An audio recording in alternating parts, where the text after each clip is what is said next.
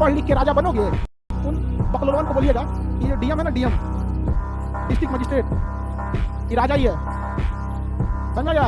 इसका नाम होता है कलेक्टर, टैक्स कलेक्ट करता है पूरे राज्य। 11 में कहा गया कि संघ लोक सेवा आयोग के जो भी नौकरी करता है संघ लोक सेवा आयोग के द्वारा, उनकी नौकरी से आप ऐसे नहीं कि एक झटके में उनको नौकरी से निकाल दें, ठीक है? तो उनको ना क्या करना है, आप लोग को संरक्षण देना है। संविधान उन लोगों को क्या देता है? संरक्षण देता है। किसके तहत? 311 के तहत। इसलिए देखिएगा आईएएस अधिकारी जो डीएम एसपी होते हैं, इन लोगों को नौकरी से निकालना काफी टफ हो जाता है। जो डीएम वगैरह होते हैं, डीएम एसपी मजिस्ट्रेट, इन लोग को नौकरी से निकालना काफी टफ हो जाता है। क्योंकि अगर आपने यूपीएससी या स्टेट पीसीएस के थ्रू क्या लिया है, जॉब लिया है, तो आपके लिए संरक्षण का अधिकार किसमें है? 311 में है। किसमें दिया गया है? 311 में दिया गया है, ठीक है? टाइप की नौकरी को ध्यान से समझिएगा। ये 3 नौकरी, एक होती है अखिल भारतीय सेवा, अखिल भारतीय सेवा, अखिल भारतीय सेवा। सेवा का अर्थ होता है नौकरी, सर्विस, अंग्रेजी में कहते हैं सर्विस, ऑल इंडिया सर्विस, इसे क्या कहेंगे? All India service. एक होता है केंद्रीय सेवा, केंद्रीय सेवा, सेंट्रल सर्विस, केंद्रीय सेवा, सेंट्रल गवर्नमेंट का नौकरी, सेंट्रल सर्विस। और एक होता है राज्य सेवा, राज्य सेवा, state service, state service, state service. देखिए इन तीनों में मेन अंतर क्या होता है? इसमें होता है जो अखिल भारतीय सेवा होती है, इसमें आपकी नियुक्ति करती है केंद्र सरकार, आपकी नियुक्ति करती है केंद्र सरकार और भेज देती है राज्य सरकार के पास कि जाइए उस राज्य में ड्यूटी कीजिएगा और उसी राज्य से सैलरी ले लीजिएगा। जैसे आईएएस अधिकारी, आईएएस अधिकारी को सेंट्रल गवर्नमेंट नियुक्त करती है, ट्रेनिंग दे देती है, सेंट्रल गवर्नमेंट ट्रेनिंग दे दी, अब उसका कैडर डिसाइड करेगी कि किस स्टेट में उसे भेजना है। गुजरात में भेजेगी, कहेगी जाओ गुजरात में सर्विस करो, गुजरात में नौकरी करो, वहीं से सैलरी ले लेना।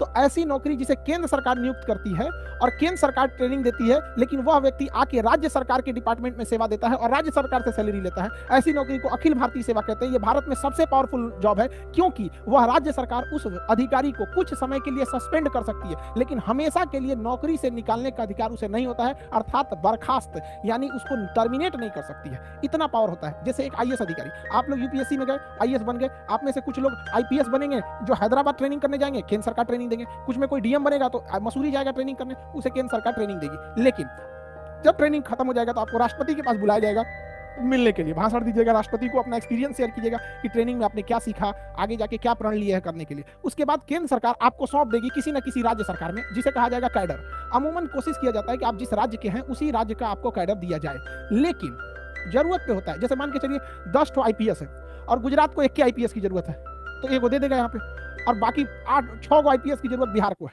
तो उठा के देगा ना भैया उसमें से कि भैया जरूरत वहां है, जाओ तुम्हारा राज्य है या नहीं है, जाओ यहाँ पे ले जाओ यहाँ से। तो बहुत सारे बाहर के लोग भी बिहार से आके कैडर ज्वाइन करते हैं। अब बिहार सरकार उनकी पोस्टिंग करेगी, कौन सा जिला दिया जाए ये बिहार सरकार देखेगी, कितने उनको प्रमोशन दिया जाए बिहार सरकार देखेगी, सस्पेंड किया जाए बिहार सरकार देखेगी, लेकिन टर्मिनेट नहीं कर सकते हैं, बिहार सरकार उन्हें टर्मिनेट नहीं करेगा। तो अखिल भारतीय सेवा वाले को टर्मिनेट कौन करता है? केंद्र सरकार। इसलिए देखिएगा डीएमएसपी कुछ हद तक ही बात को सुनता है। आप डीएमएसपी को कभी नहीं देखेंगे कि दरोगा को कोई देखे होंगे डांट के बोलता है सब विधायक उधर, तुम दरोगा हो हम तुमको दिखाएंगे, क्योंकि उसको पता है यार हम राज्य सरकार के अंडर में आते हैं, राज्य सरकारी मंत्री बन गया तो हमारा टर्मिनेट कर देगा। लेकिन कभी इस टाइप का नहीं सुनेगा कि डीएम को चढ़ के बोल रहा है तुमको दिखा देंगे। अरे खूब से खूब आप उसको कोई घटिया जिला दे देंगे जहां पानी उनी का दिक्कत हो, या आप उसको संटिंग में डाल देंगे कि जाइए आप पशु चारा विभाग में गिनती कीजिए कै बोरा गेहूं बचल है गाय के चारा के लिए, तो कौन और विभाग देंगे, या सस्पेंड कर, टर्मिनेट नहीं ना कर सकते हैं। इसलिए थोड़ा सा ताव में रहता है। आइए जो अखिल भारतीय सेवा, तो भारत में सबसे बड़ी सेवा कौन सी है? अखिल भारतीय सेवा। अच्छा आप में के मन में एक सवाल आता होगा कि आप ही अगर यूपीएससी निकाले, यूपीएससी के थ्रू आप आईपीएस बने या आईएएस बने, तो आपकी नियुक्ति कौन करेगा? केंद्र सरकार। ट्रेनिंग कौन देगी? केंद्र सरकार।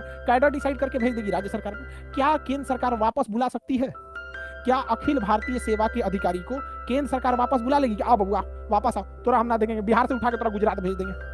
कर सकती है, बिल्कुल कर सकती है, ऐसा कर देती है, बहुत बार ऐसा कर देती है। आप देखिएगा बिहार के एक बहुत चर्चित आईपीएस अधिकारी थे मनु महाराज, उठा के उनको भेज दिया सेंट्रल डेपुटेशन पे, उठा के भेज दिया कि नहीं भेज दिया? तो बहुत बार ऐसा होता है कि किसी किसी को उठा के कहीं भी उठा ले जाता है। समझ में आ रहा है कि नहीं आ रहा है? पटना के एक आईपीएस बहुत दबंग थे शिवदीप पलांडे, तो उनको एक बार महाराष्ट्र भेजा गया, फिर महाराष्ट्र से पटना बुला लिया गया, बिहार बुला लिया गया। तो केंद्र सरकार के पास होता है अधिकार, वो केंद्र सरकार भेजेगी, आपका स्टेट भी चेंज कर सकती है केंद्र सरकार। सपोज कीजिए कि आपको गुजरात कैडर डिसाइड कर दिया, आपको उठा के केंद्र सरकार के पास पावर है, आपको वापस डेपुटेशन पे कहां भेज देगी? राजस्थान के पास भेज देगी, या फिर अपने में बुला लेगी, कहेगी आईपीएस है ना आप, एसपी हैं, डीआईजी हैं, छोड़िए वहां डीआईजी छोड़िए, अब आप जाइए बीएसएफ में देखिए। अब उनको उठा के क्या दे देगा? बीएसएफ से उठा के सीबीआई दे देगा, सीबीआई से उठा के एनआईए दे देगा, एनआईए से उठा के उनको आईबी दे देगा, और ऐसा फायर ब्रिगेड दे देगा, जाओ फायर ब्रिगेड में आग बुझाओ, एयरपोर्ट दे देगा, जाके एयरपोर्ट की सिक्योरिटी देखो, या सीआईएसएफ, यस एसपी, पूरा पटना एयरपोर्ट अपने कंट्रोल में, लखनऊ एयरपोर्ट अपने कंट्रोल में। तो सबसे पावरफुल जॉब कौन सा होता है? अखिल भारतीय सेवा। कौन सा होता है?